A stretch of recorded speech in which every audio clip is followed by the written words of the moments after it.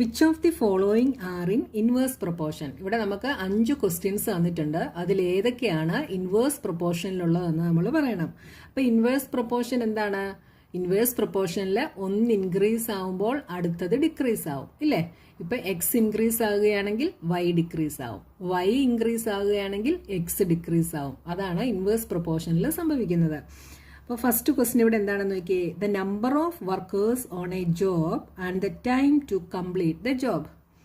അപ്പോൾ ഒരു ജോബ് ചെയ്ത് തീർക്കാൻ വേണ്ടി ആ ജോബിലുള്ള നമ്പർ ഓഫ് വർക്കേഴ്സ് കുറവാണെങ്കിൽ ആ ജോബ് കംപ്ലീറ്റ് ചെയ്യാൻ വേണ്ടി കൂടുതൽ സമയം എടുക്കും, അല്ലേ?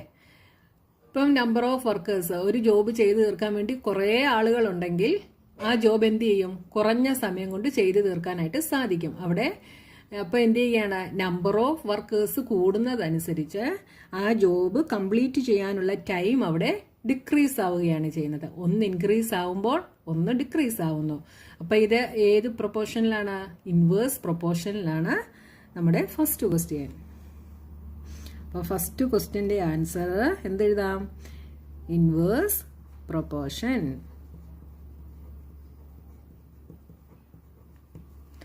The second question നോക്കിയേ. The time taken for a journey and the distance traveled in a uniform speed.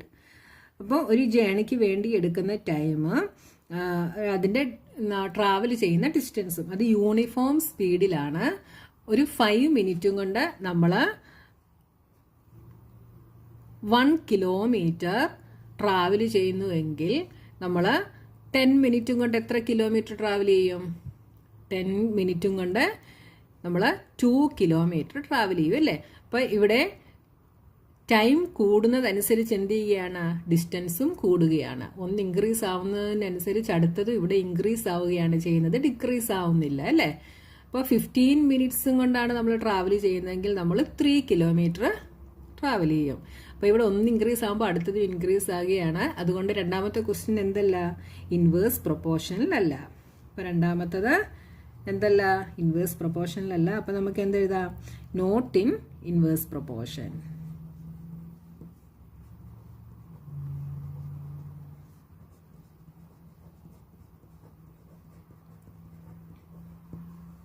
Next question. Area of cultivated land and the crop harvested. അപ്പോൾ കൾട്ടിവേറ്റഡ് ലാൻഡിന്റെ ഏരിയ കൂടുന്നതിനനുസരിച്ച് എന്ത് ചെയ്യും? അവിടുത്തെ ഹാർവസ്റ്റ് ചെയ്യുന്ന ക്രോപ്പും എന്താവും? ഇൻക്രീസ് ആവും, ഇല്ലേ? അപ്പൊ നമുക്ക് കൾട്ടിവേറ്റഡ് ലാൻഡ് 1 ഏക്കർ ഉണ്ടെങ്കിൽ അവിടെ കൾട്ടിവേറ്റ് ചെയ്യുന്നതിനെക്കാട്ടിൽ കൂടുതൽ ക്രോപ്സ് നമുക്ക് എവിടെ കൾട്ടിവേറ്റ് ചെയ്യാം? 2 ഏക്കറിൽ കൾട്ടിവേറ്റ് ചെയ്യാം. അപ്പം കൾട്ടിവേറ്റഡ് ലാൻഡിന്റെ ഏരിയ ഇൻക്രീസ് ചെയ്യുന്നതനുസരിച്ച് നമ്മുടെ ക്രോപ്പ് ഹാർവസ്റ്റഡും എന്ത് ചെയ്തുകൊണ്ടിരിക്കും? ഇൻക്രീസ് ആയിക്കൊണ്ടിരിക്കും. അതുകൊണ്ട് മൂന്നാമത്തതും എന്തല്ല? ഇൻവേഴ്സ് പ്രൊപ്പോർഷനിലല്ല. അപ്പം മൂന്നാമത്തതും നോട്ട് ഇൻ ഇൻവേഴ്സ് പ്രൊപ്പോർഷൻ.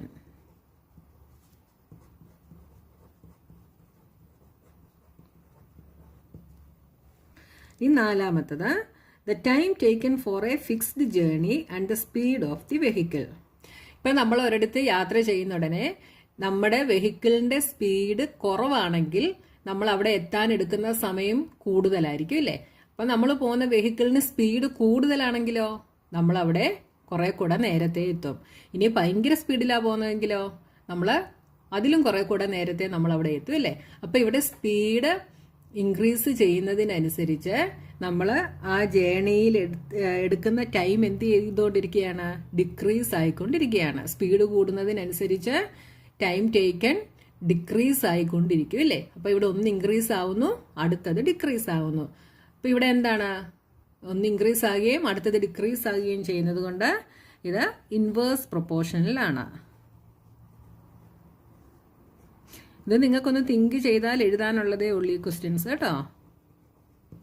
അടുത്തത് 5th question. The population of A country and the area of land per person.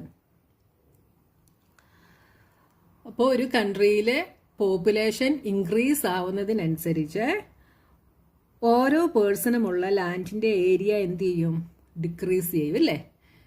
ഇപ്പം നമുക്കിപ്പം നമ്മുടെ വീട്ടിലെ കാര്യം തന്നെ എടുത്താൽ, നിങ്ങളുടെ വീട്ടിലെ 3 പേരാണെങ്കിൽ നിങ്ങളുടെ വീട്ടിലുള്ള ആ ലാൻഡ് 3 പേർക്കും കൂടെ ഡിവൈഡ് ചെയ്യുമ്പോൾ കിട്ടുന്നതിനെക്കാട്ടിൽ കുറവായിരിക്കും 5 പേർക്ക് ഡിവൈഡ് ചെയ്യുമ്പോൾ കിട്ടുന്ന പോർഷൻ അല്ലേ.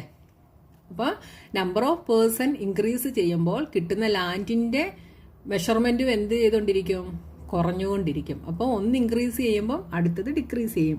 അതേപോലെയാണ് ഒരു കൺട്രിയിലെ പോപ്പുലേഷൻ ഇൻക്രീസ് ആവുന്നതനുസരിച്ച് ഓരോ പേഴ്സണും കിട്ടുന്ന ലാൻഡ് ഓഫ് ഏരിയ എന്ത് ചെയ്തുകൊണ്ടിരിക്കും, ഡിക്രീസ് ആയിക്കൊണ്ടിരിക്കും. അപ്പോൾ ഇവിടെ ഒന്ന് ഇൻക്രീസ് ആവുന്നു, അടുത്തത് ഡിക്രീസ് ആവുന്നു.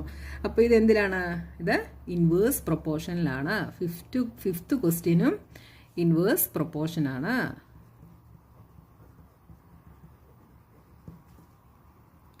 അപ്പോൾ നമ്മുടെ ഫസ്റ്റ് ക്വസ്റ്റ്യൻ കഴിഞ്ഞു. ഇനി സെക്കൻഡ് ക്വസ്റ്റ്യനുമായി നമുക്ക് നെക്സ്റ്റ് വീഡിയോയിൽ കാണാം.